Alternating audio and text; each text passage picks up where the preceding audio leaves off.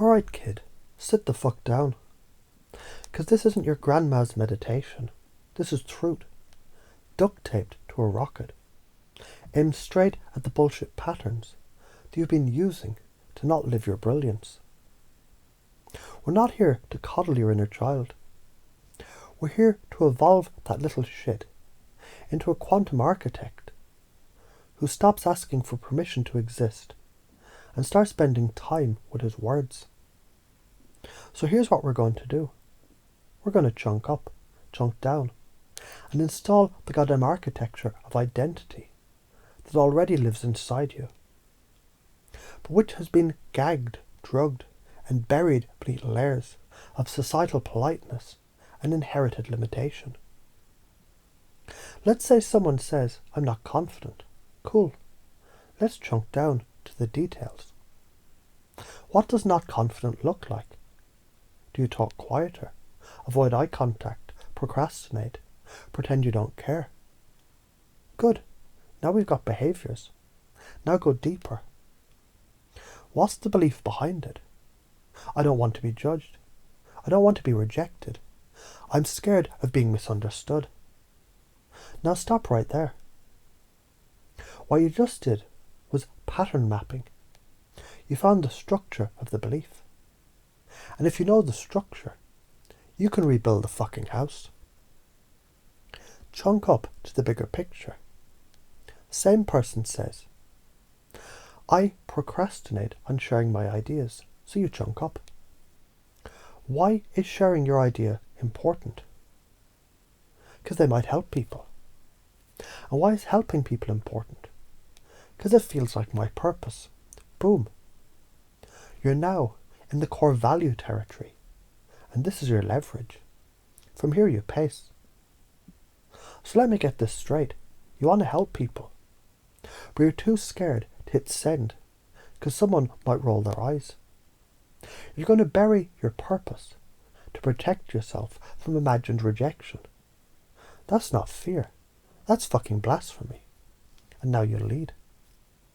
You don't need more motivation. You need to stop lying to yourself about the cost of staying silent. Why does this work?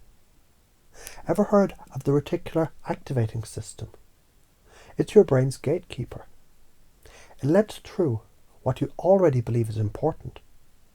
So if you believe, people don't care what I say, your reticular activating system will filter the world to prove you right. It's not lying to you, it's obeying your orders.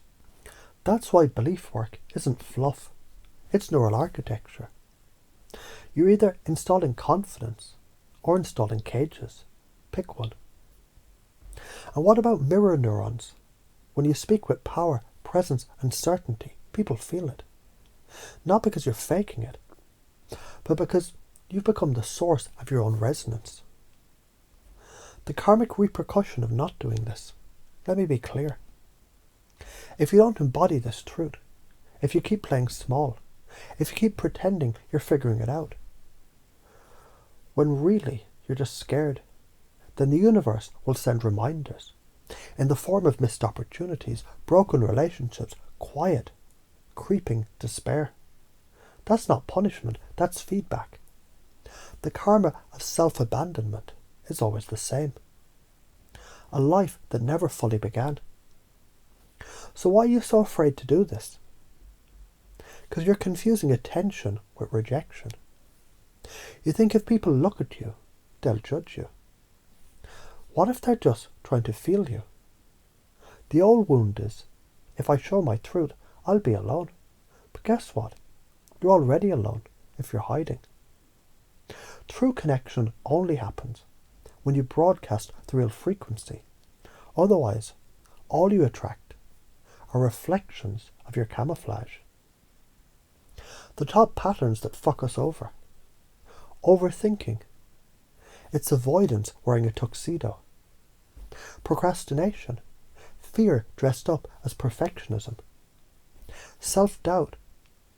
A loyalty contract with your past. People-pleasing. It's spiritual manipulation. Chronic confusion. It's subconscious protection from change. These need to be interrupted hard. That's why confusion is good. Confusion means the old software is stuttering. Now slip in the command. I'm not here to be understood. I'm here to understand myself so fully, I become undeniable. All right, little legend, let's pretend your mind is a garden. Every belief is a seed. If you plant, I'm not good enough, guess what grows? Shitty fruit, rotten confidence, fear-flavoured tomatoes. But if you plant, people need what I have.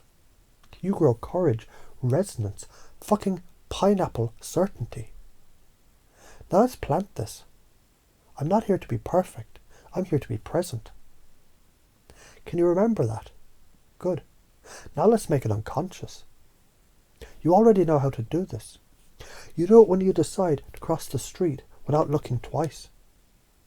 You do it when you say, I'll start tomorrow, even though you know it's a lie. You do it when you fall in love. You do it when you tell yourself a story again and again until it becomes real. You've been hypnotizing yourself your whole life. Now just do it on purpose. So from now on, every time you hear doubt, every time you feel small, you'll remember. That's not your voice. That's a leftover echo of who you used to be. And you don't answer to echoes anymore. You answer to your future. The one who walks tall, speaks through, and scares the shit out of people. Not because you're mean, but because you stopped asking for permission.